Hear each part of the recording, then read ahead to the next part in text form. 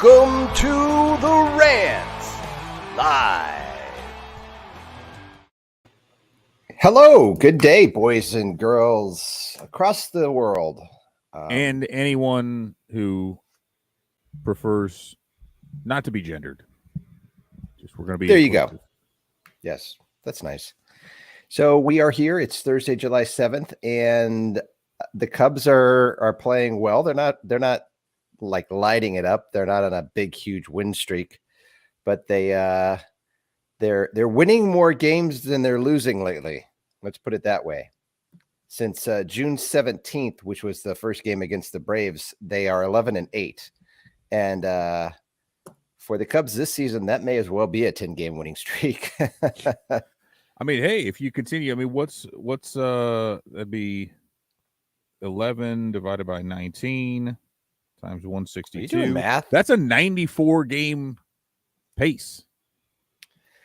Unfortunately, that's pretty good. They're still like the sixth worst record in majors. 14 games below 500. So, over 162 games, that would be true.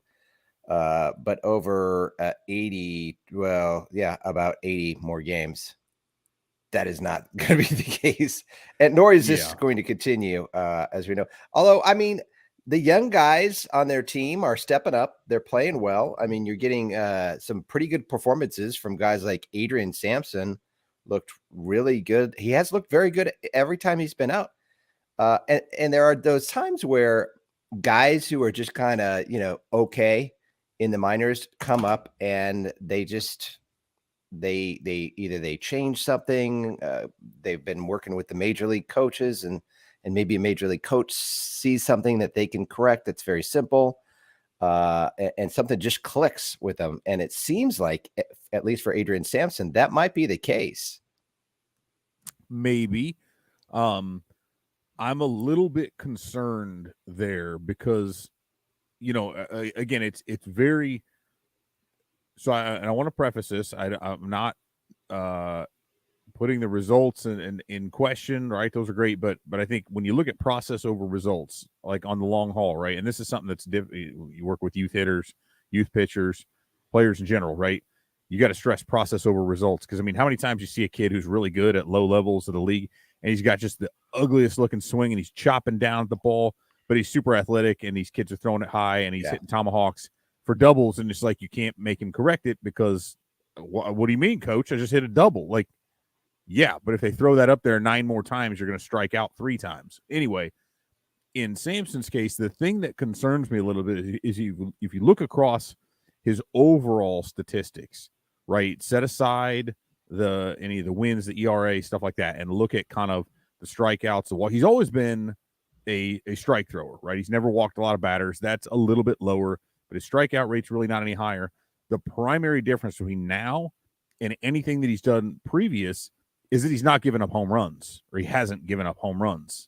And that's typically been a huge bugaboo for him, right? Like 2 home runs per 9. And that kind of scares me a little bit because we are still in a small enough sample with him to where my fear is like, might he go out that next out and give up 3 bombs? I mean, we saw that with Matt Swarmer, right? Or what was that, like 6 homers or something like that?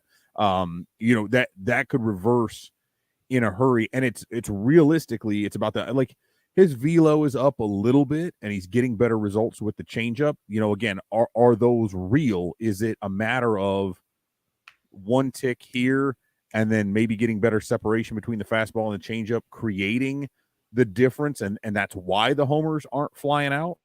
I don't know. I still need to see more from him. But that said, hey, the guy has produced some really, really good innings and outings for the Cubs so far. And that's a huge part of the reason they were able to get a close win, which is very rare for them, right? Close wins, extra inning wins, those aren't happening very often. But he was able to keep them in a game against obviously a very, very good Brewers pitching staff. But they were able to victimize Josh Hader, so that's cool. The Cubs are 10-15 in one-run games this year, 3-8 in extra inning games, and we'll get into that in a few minutes. But just on this recent run since June 17th, they are 4-1 in one-run games. So, I mean, you're right. They haven't been very good this year at all, but lately they are better. That's for sure.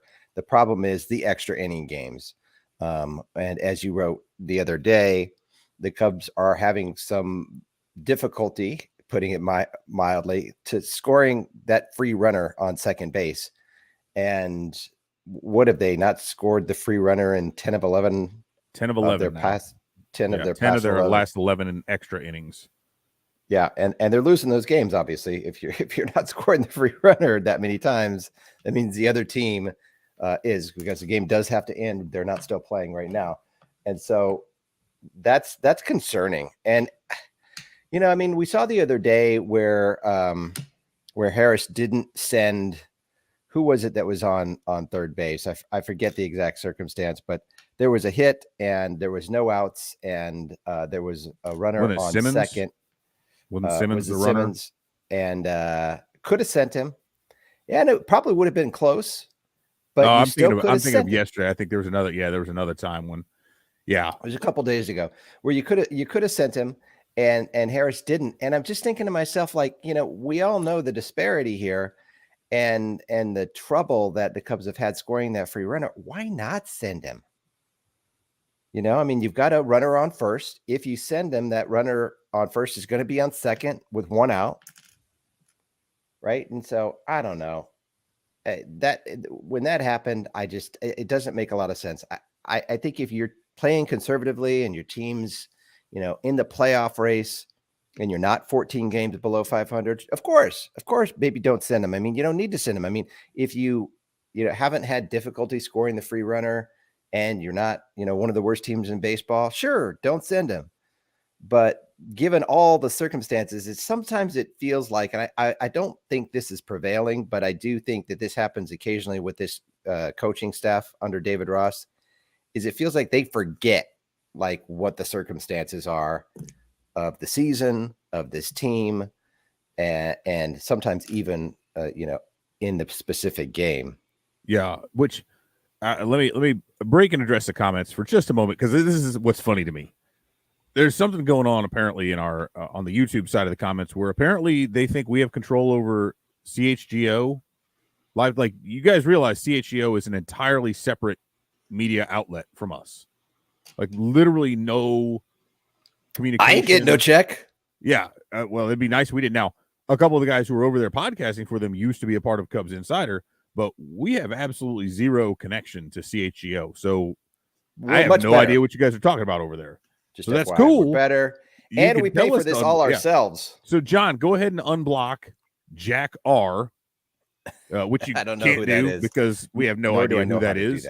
Yeah, I've never even Once you get blocked, the you're CHGO done. live chat. Here's what my suggestion would be: is don't do something to get blocked, because I don't know how to unblock people. And the thing is, even if you did know how, I don't think you have access to CHGO's admin panel to unblock people on their chat. So, true. Maybe if you guys want to get somebody unblocked, you should actually go talk to the people who run that chat and not this completely unaffiliated, separate deal. But back to the lecture at hand. I mean, I think so. What's interesting, and I kind of tie that in though, because I don't know if you recall. This was probably 2 months ago or so, but there was a point at which we were sitting here talking about, like, why on earth aren't they trying to steal more bases? Why not get more aggressive? You're playing small ball. You went into this season knowing, like, you didn't go get left-handed power. You don't have a lineup that has a lot of thunder in it, and they've been hitting more homers lately. But, you're getting into these close games. Again, when you're talking about Madrigal and Horner and some guys like that who are more contact-oriented, why aren't you trying to steal more? Now, the Cubs have actually gotten a lot more aggressive on the bases lately. We've seen that. We've seen some double steal. It was a double steal where Wilson Contreras inadvertently spiked Xander Bogaerts. We talked about that last show. We've seen them do more. Rafael Ortega stole home the other day, right? We've seen some of these guys moving a lot more, and that is, again, it's indicative of, first of all, I look at it and say, if you're trying to win ball games in ways other than just waiting on a home run, advancing runners is probably your best option. Granted, the Cubs have done a really, really poor job of hitting with runners in scoring position, but they've done a much better job of getting them there. And that's another one of those situations where, like, what do you have to lose at that point, right? As you mentioned, if you have trouble winning these close games, and realistically, it's not as if right? If you are kind of playing not to lose, that should only really be happening when you are in a situation where you've already got maybe you already have a division lead, or you're playing for that and you're saying, hey, we believe we have a team that's strong enough to score this run. We're not really going to stretch it for this extra 90 feet and try to get this. But if you're scratching and clawing and you've really got nothing to lose at this point, why not be a little bit more aggressive with that send? Why not try to steal that extra base or put on the hit and run? I'm in favor of that. I get that the game of baseball has changed a little bit, but you also have to kind of play the card you're dealt. And right now the Cubs are way down, and I'm kind of at the no guts, no glory phase of the thing. Let's just go and make it happen. Try to create something. Don't just let it and you have try to play out. You have to know that the front office is, they want the highest draft pick next year as they can get. They have number 7 this year in a draft coming up here in a couple weeks. And, they want to try to repeat that, with the team that's already 14 games under 500, one of the worst records. I think they're in the top 5 or bottom 5 of teams right now. So, of course, they want the best possible chance at the highest possible pick they can get. So I'm kind of interested, kind of what's the psyche in the front office when they're sitting here and they're seeing the Cubs, obviously the 10-game losing streak, while it's terrible, nobody likes losing, et cetera, et cetera. If you're going for a high draft pick, that's kind of the thing you want. But what you don't necessarily want is, what the Cubs have been doing lately. And that's actually, and it's, again, they haven't been winning a ton. I mean, they're 11-8, but compared to a team that, was under 400 winning percentage, that's good. And so you have to kind of wonder, what's going on in the front office when the Cubs are doing, well, even though they're playing these guys who are minor leaguers, who are guys who probably wouldn't get a chance on most teams above 500, and still managing to win. Now, of course, going into Los Angeles, this may all change very quickly. But it'll be interesting to see. I mean, what happens if they go to LA and win 2 out of 3? Is it 3 or 4? 4. It's 4-gamer, baby. Starting even tonight. If they win 2 out of 4. Yeah. The next 3 games are freaking late too, and I hate it so much when they go to the West Coast, because this is where being on Eastern time really sucks. Yeah, because there's 3 straight 10 p.m. starts. I don't even when do they play on Sunday? It'll be earlier. It'll be in the afternoon. But those, it's probably great for you.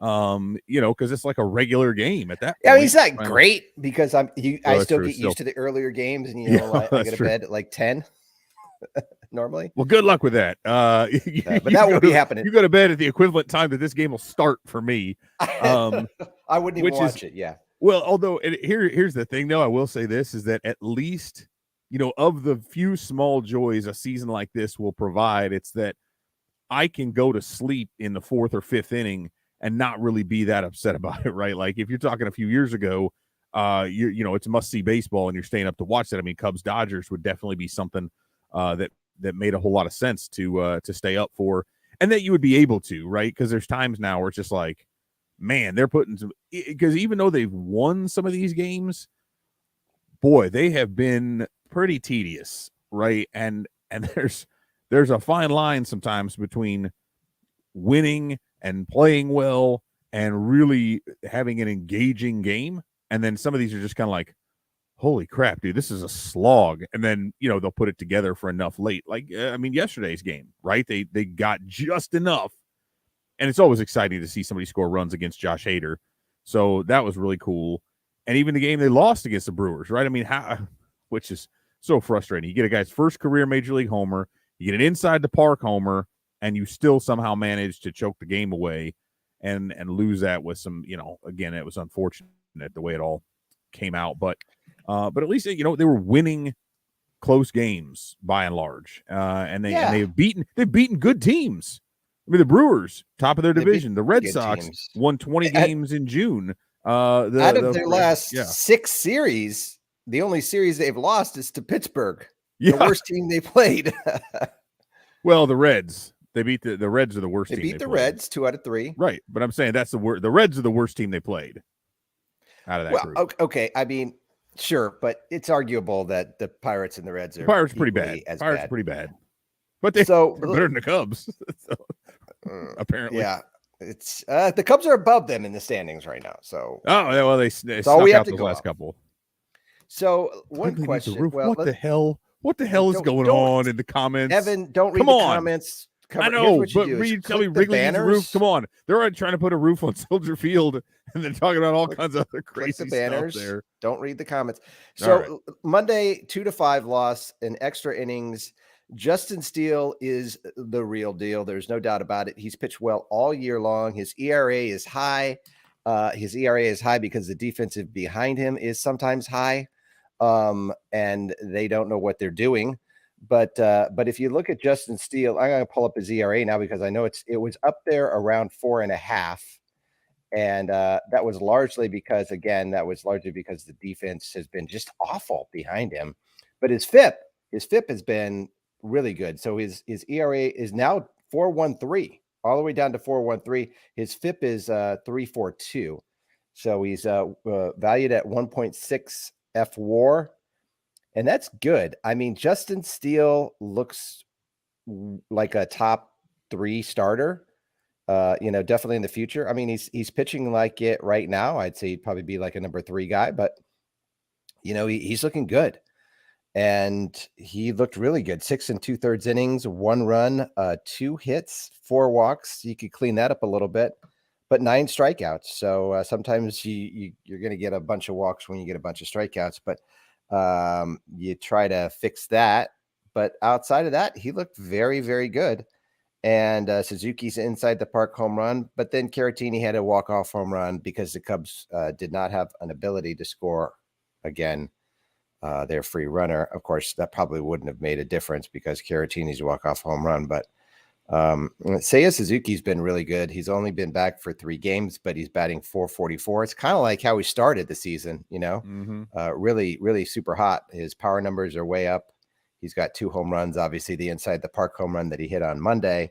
And then Nelson Velasquez hit his first home run. Was really only a matter of time. He's really shown some good power in the lower levels, especially lately.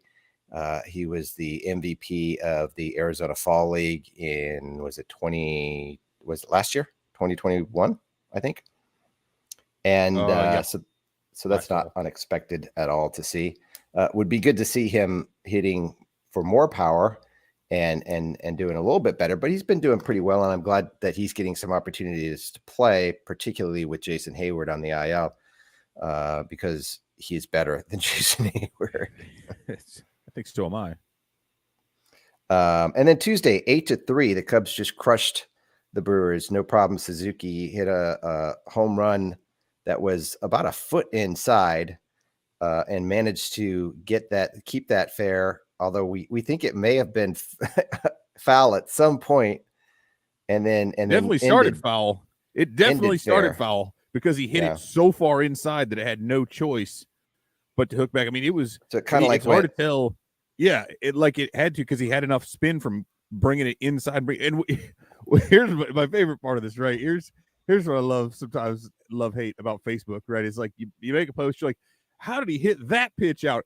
And then all these people are actually giving earnest answers to. Well, he pulled his hands inside. Like, yeah, no shit. I understand how he. It was a rhetorical question, people. Right. The idea is that first of all, that pitch was over, like the chalk was kind of beat up for the inside of the batter's box, right? But that's the inside or the outside edge of the batter's box is 6 inches from the plate, and that ball was not inside, like it was into the batter's box. Like it may have actually been, and the chalk line's pretty broad, right? But to turn on that pitch, to jump on it the way he did, and to just line that thing out as hard as he did is really impressive. Like, that's the point. Like, man, how did he do that? Well, yes, folks, I know that he swung at it.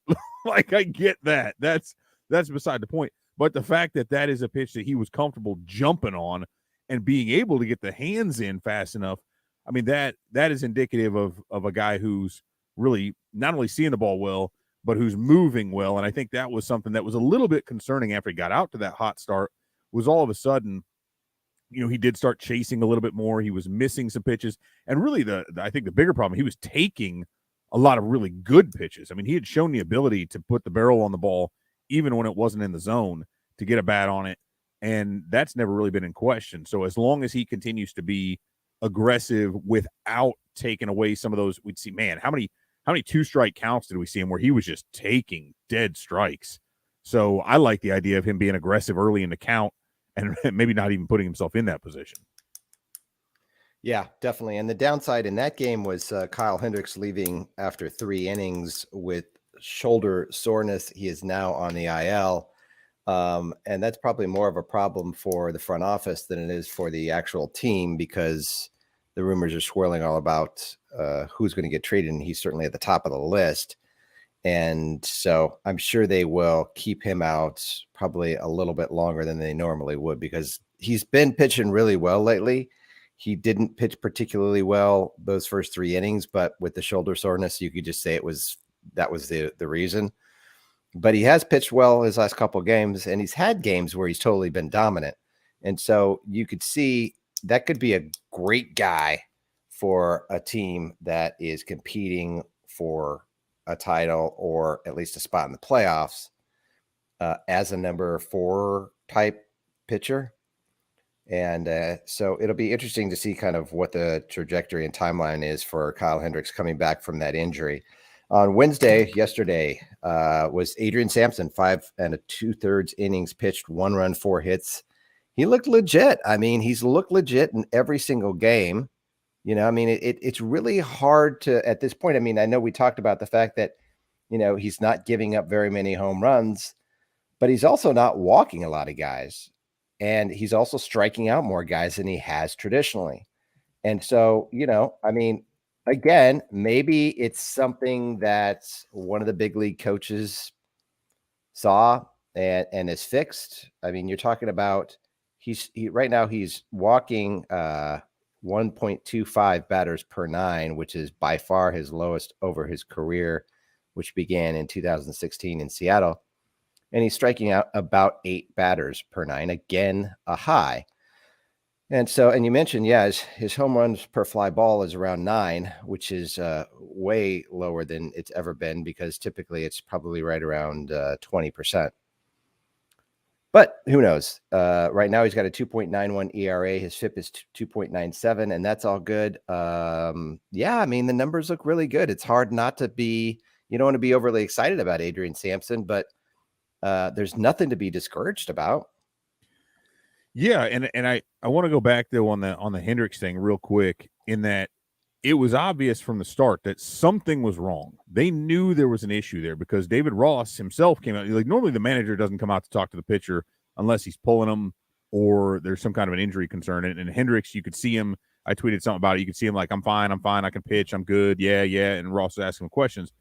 So my question there, for a number of different reasons, and this doesn't matter whether this guy is a potential trade piece or whether he is a potential anchor of your staff, why on earth, knowing that he had to skip a start last month, right? He went about 2 weeks between starts at the beginning of June because he had some dead arm shoulder fatigue stuff going on. Why on earth would they even send him out to make that start or leave him out knowing that there was some kind of an issue? Like, why not? Why even have him start? Why even bother? I'm talking about Hendricks. Yeah. Okay. That's just weird to me. Why? I don't understand why they would even make that decision. I mean, given that he's kind of, on the trade block, it seems, yeah. Even if he's not, like, even if you expect him to pitch for you down the stretch, like, is this one start? Is that really worth it? Like, get it checked out, and now he's on the IL. You know what I mean? Like, that didn't help you. It's not like you need every win, Yeah. And that's, the future is much more important than the present. Right. And so, I mean, again, you go with the player with some of that stuff. And again, he's saying, hey, I can go, I'm fine. And then he's trying to convince you of it again. And you let him keep going. And now you got to pull him. And now he's on the IL. Whether you look at it in terms of trade return, whether you look at it in terms of this guy being a piece next year, or whatever, I think the former is much more likely, even though he said it'd be shocking. And then, we could get in all kinds of conspiracies like, oh, is it really that bad, or does he not want to get traded? I don't think that's the case. I don't think it would be fake an injury for that reason, but that would be one way to do it. But especially because he'd be going to a contender, right? It's not like it's not like the Orioles are going to be trading for him, or something like that. So, so it would be a better deal in that regard. I just think there's a lot of options that are out there, but that we could talk about the Happ thing later. But I wonder, with all the rash of injuries that we've seen lately, what that does with their strategy. But I will let you continue. I know we've got an agenda, and I don't follow it very well most times, so we can talk about Happ a little bit later. No, it's all good. I think we probably pretty much made it through the series there. One thing that I did want to note is, since I keep going back to June 17th, because that's when the Cubs started winning these series. There was a series against the Braves. Their offense and their defense are both ranked 7th since that date in Major League Baseball. And so, I mean, they're not doing anything flashy. I don't think they have the ability to do anything flashy, but they're winning games. They're playing solid, consistent baseball. I do think it's helpful that Jonathan VR is no longer on the team. And I do think it's helpful that Jason Hayward has not been playing since that date. Yeah. And so you put those two things together, and those are two really bad players. And when you take two really bad players who are starting regularly off of a team, even though you've got a lot of young guys, I mean, you don't really see anybody making those stupid mistakes anymore, right? I mean, like I said, there was a Harris, hold at third the other day, but that's not a stupid mistake. On the field, you're not seeing anybody just do anything dumb. You're not seeing anybody look really bad at the plate. Andrelton Simmons still looks really bad at the plate. He does. Watching him bat against Brent Suter was the most painful viewing experience I've had in I don't know how long, because Suter's got that weird hitchy delivery, like where he's bent over and he steps back and he goes, and then Simmons got that ugly bat. Like, that was gross. Anyway, continue. But I was disgusted watching that. It looks so bad. But that's another point, right? I mean, get rid of Andrelton Simmons, and then you've upgraded even more. And the thing is that when you're talking about guys who are playing below your average replacement level guy, that's going to drag a team down, And so that's what Jonathan VR, and he was picked up by the Angels. Thank God. I don't want him floating out there because the Cubs might pick him up. How bad? We talk about the Cubs organization. The Angels have arguably the two best players in Major League Baseball. And I will argue with this all around. Shohei Ohtani is better than Mike Trout. Okay, because he's allowed one earned run in his last 5 starts, and he's mashing, right? Like Mike Trout is a better offensive baseball player all around, but Shohei Ohtani, not by much. No, but Ohtani's the best overall baseball player in Major League Baseball and will be for the foreseeable future. But you've got those two guys, and you can't put enough of a team around them to even be decent.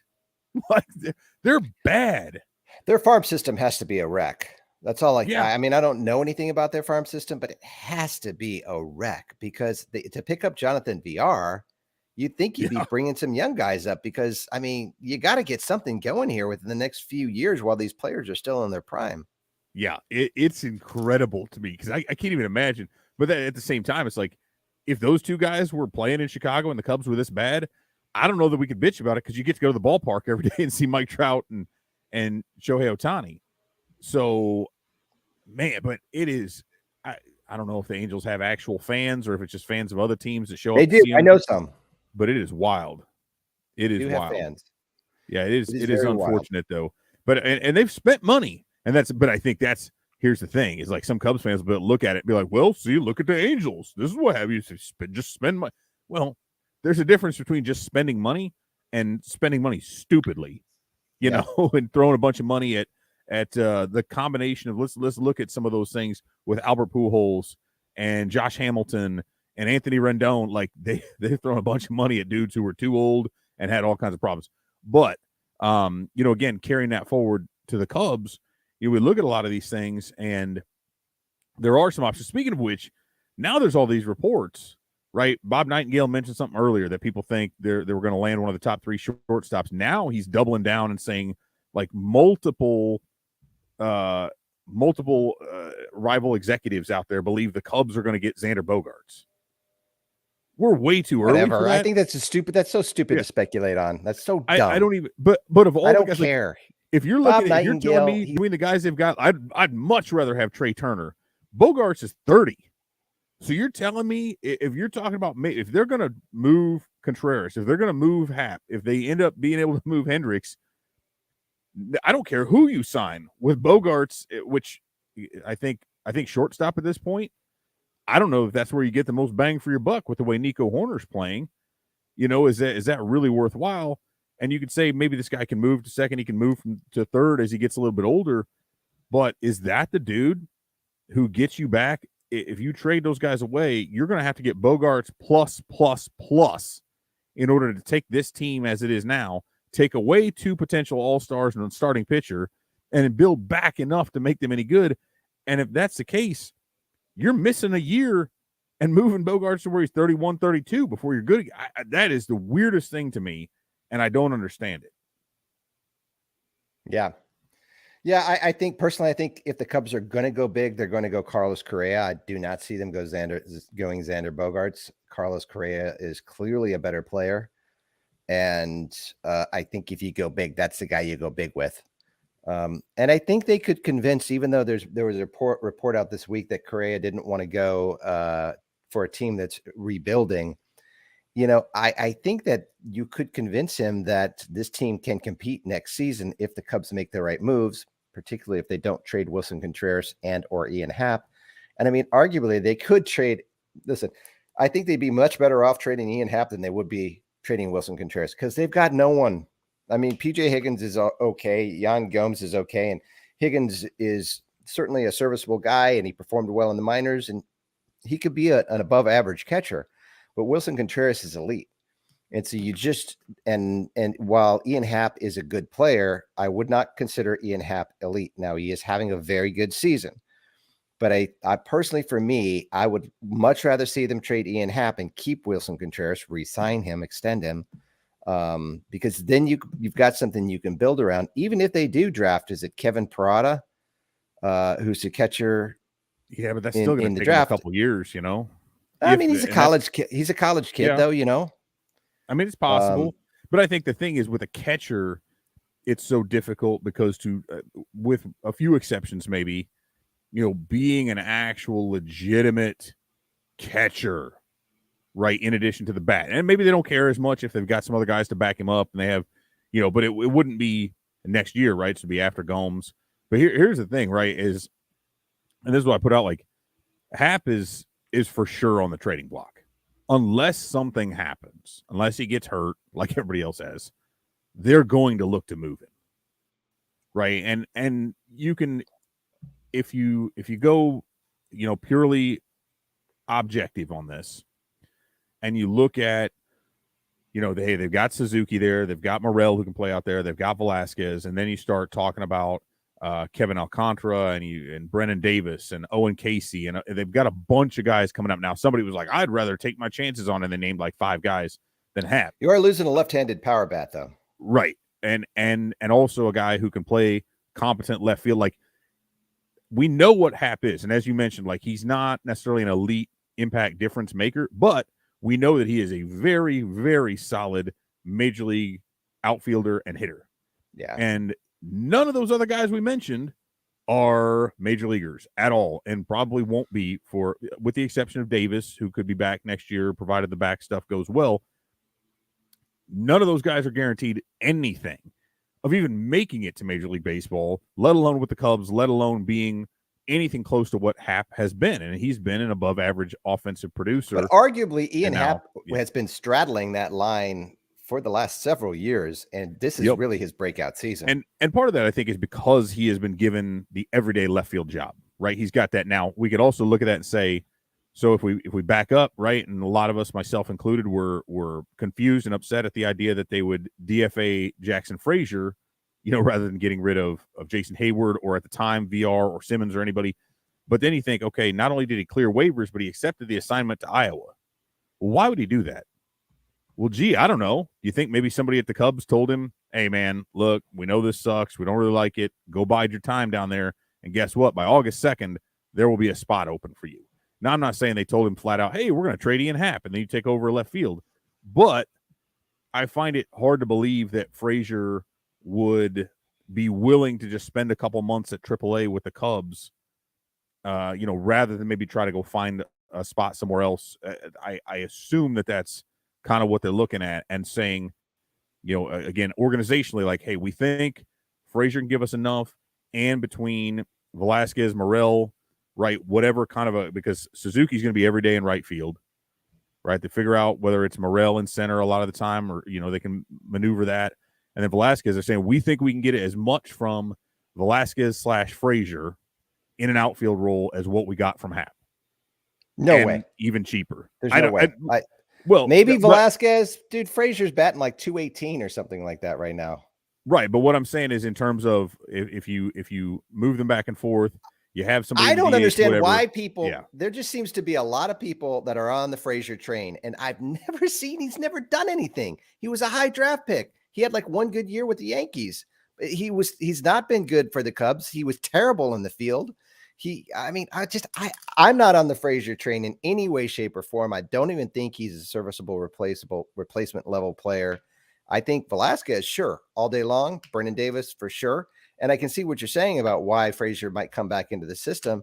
And sure, a bad team might want him out there in left field, but I just don't see him as a piece of this team.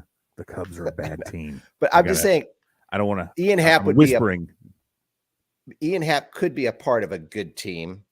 Yes. Right. I mean, like he could go to a team and he's going to play on a good team. Yes. But that's what I'm saying. But what I'm saying is, they know they're not going for it next year. This is what this would indicate to me, that if they move him, and I said this a while back, I've said this a few times before I even got right. And what I just want to put that out there.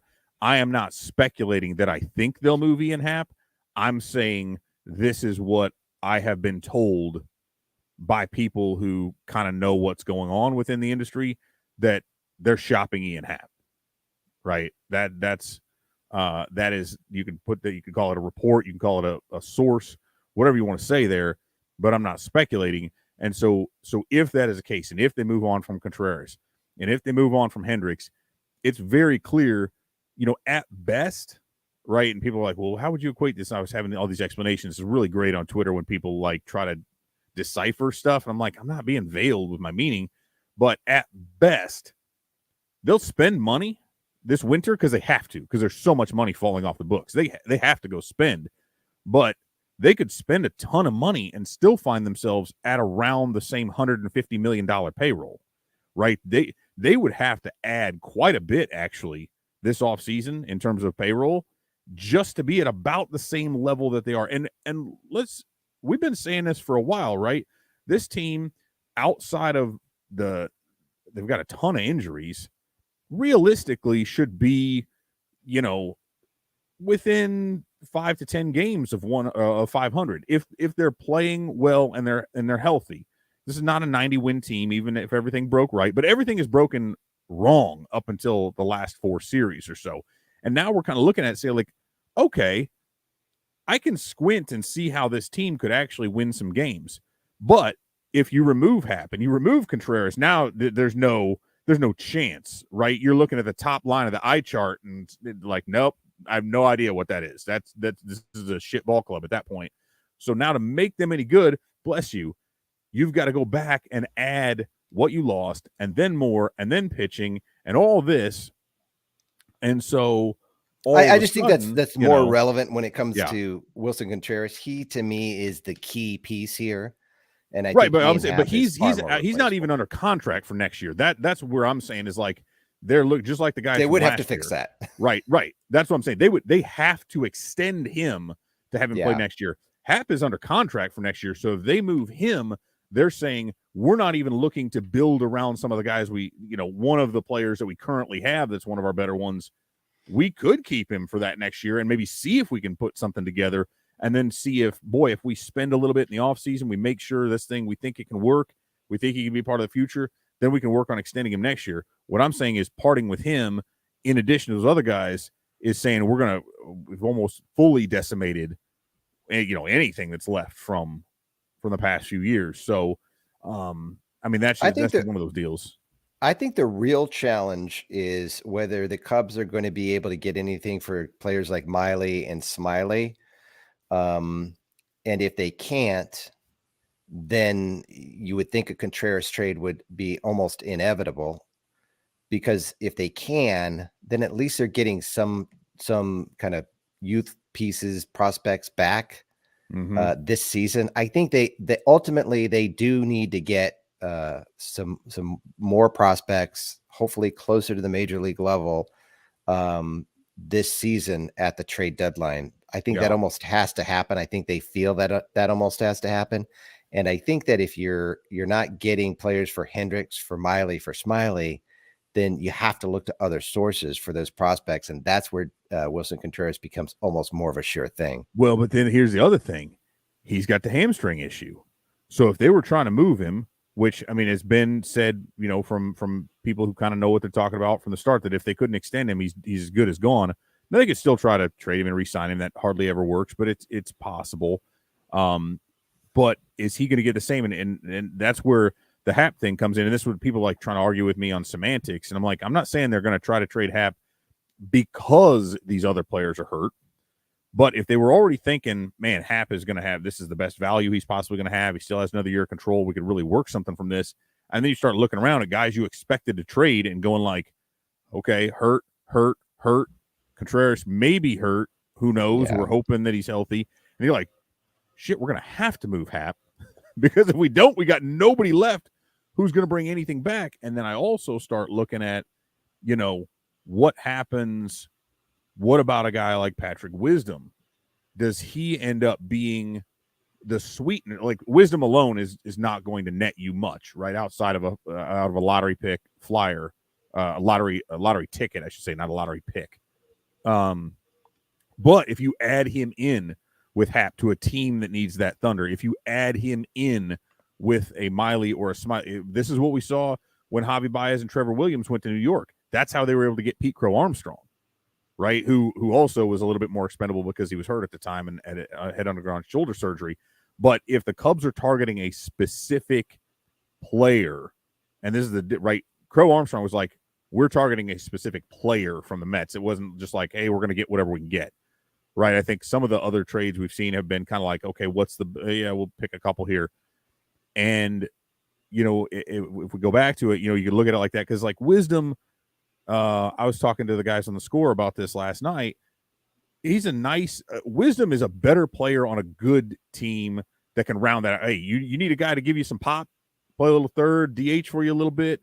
You lack right-handed power. Great. Here's a guy who will really help. On this Cubs team, what is the purpose there, right? He's not a core guy. Right. And he's too old to be – he's not going to be playing third base for them in 5 years, right? That's just not going to happen. So do you look to move him if you can sweeten a deal with one of the other ones and try to get back? Oh, I think definitely. A higher prospect. There's no problem with that whatsoever. Right. You kind of have to. I'd look at Schwindel in a very similar fashion, especially we've talked about Matt Mervis. Like, listen, at this point, I would move on from Schwindel if you could. I'd promote Matt Mervis for the second half and let him platoon with Alfonso Rivas and see what the hell you got. Let him take some of his lumps. But my last Rivas has been a little disappointing. Yeah. He's been hitting pretty well lately, but he hasn't ever looked lost. Yeah. But he's definitely looked below average. Yeah, and I just don't know that the pop will ever show up, which for me, again, if I'm looking at those corner positions, first, third, left, first right, base, you've got to have power. I need more from these guys, and that's where Mash Mervis comes in. But my last thought here is, if we follow the same strategy they've had before, if we think they're going to follow that and go for these teenage type guys, backfill as PCA and Owen Casey and all these guys move up and go to AA, AAA, and you're looking for more guys to be low A, high A, then absolutely there's zero plan to compete for next year because it's not possible. You will not have enough guys coming up in addition to Brennan Davis, maybe Caleb Killian to make that work. But if they were to make some trades with some teams that are desperate enough to say, hey, we're good now, and we have enough of a strong core, and we have some really good, almost MLB-ready prospects who are blocked by current younger players, which is kind of the position the Cubs were in 15, 16, 17. If you could make some trades with those teams that involve Hendricks, Contreras, Happ, Wisdom, some of these guys, and bring back players who now get a chance, kind of like when they brought Anthony Rizzo over, right? Rizzo was an MLB-ready player. The Padres thought they'd be better off with Andrew Kashner. They wanted a pitcher. Boom, let's make this work. If that's the only way they thread that needle they've been talking about forever, to where you could actually keep your payroll low because you've replaced our players with rookie contracts. Those guys are ready to go, and you go out and now sign a high-level pitcher, a high-level shortstop, and or outfielder. You put your payroll back to 150, 175, somewhere in there to be competitive, and the prospects you got back now serve you immediately while you're still waiting a couple of years on the rest of these guys to matriculate. That's the only way it happens. It is possible, but man, based on the combinations that I'm seeing, I don't know if that's at all likely, and if that's even something that could be made to work. But that's the only way. Like, if you're saying, hey, they're going to try to be competitive next year, that's the only way I could see them doing it, is if they swing some deals to get like 3 or 4 guys who are ready to come in essentially right after the trade deadline or the start of next year and play in Chicago. Well, so the draft is on July 17th, which is not this following Sunday, but the Sunday after that. And I would say, I think if the Cubs are able to draft Kevin Parada, I think Wilson Contreras is gone for sure. And keep in mind, Miguel Amaya is DHing now in the ACL, so he's on it again. Not that you're banking on that, but the same thing as a prospect. So if they got 2 guys who are there currently, one who could be ready by next year, right? So yeah, if they did add another catcher, yeah, I'm with you. They're moving. That will be the sign. That will be the wink. So if they don't, then I think it's anyone's guess as to how that plays out. But it should be interesting to see. Only 10 days left for the draft, and I think with the draft coming and then the trade deadline, I think we should have a lot more clarity on August 2nd going forward. And we should at least at that point have an idea of what the Cubs' plans are based on who they trade, who they get back, and who they end up drafting. So we'll see. A lot's going to develop here over the next 2-3 weeks. The Cubs will play the Dodgers coming up in Los Angeles. 3 games that begin at 9:10 Central. And then the 4th game is at 3:10 Central on Sunday, which is kind of a good time. I'm a little concerned about Mark Leiter going tonight against Tony Gonsolin, who is 10-0 with 1.54 ERA and 77 strikeouts. I don't see Leiter going long. So it'll be interesting to see. Always good to have to dip into the bullpen in the first of a 4-game series against a team with the offense that the Dodgers boast. That's always good. This feels like the type of game that you're setting yourself up for failure in a 4-game series against the Dodgers on the West Coast swing, but who knows? Maybe. And do you see? Here's the thing. And who knows? Maybe Leiter comes out just throwing darts. Maybe he could. This could be one of those where either he's going to wear it, or they did just call up Espinosa in replacement for Hendricks on the roster, and I know he went like 4 innings of relief one time before. So this is either I could see this as a combination of either making Leiter wear one, or planning on using Espinosa in kind of a piggyback long roll, and then going ahead and optioning him back to bring up another pitcher for the rest of the weekend. I think we could see a flurry of those kind of back end streaming bullpen moves just to make sure they've actually got some fresh arms to throw to Mookie Betts and Freddie Freeman and the rest of their crew. Yeah. Fun times, baby. Fun times. Yeah. It'll be interesting. But hey, you know what? I mean, the Cubs literally have nothing to lose going here. I mean, you expect them to maybe win 1 game or hope that they can win 1 game. And if they win anything more than 1 game, then it's a truly a win. Maybe they'll get a Keegan combined Thompson. no-hitter. Yeah, there you go. Yeah, Leiter, Espinoza, and Robertson. Keegan Thompson pitches tomorrow. So hopefully he doesn't get shelled and just torn up by this elite Dodgers team. And then we don't know who's pitching on Saturday and Sunday because they haven't been named yet. But we've got Tyler Anderson, Clayton Kershaw, and Julio Urias going for the Dodgers in the Friday, Saturday, and Sunday games. So should be interesting. Should be fun. We'll circle back. I guess we'll circle back on, is it Monday? Yeah, Monday. The Cubs play against the Orioles at Wrigley Field. So yeah, let's circle back on Monday.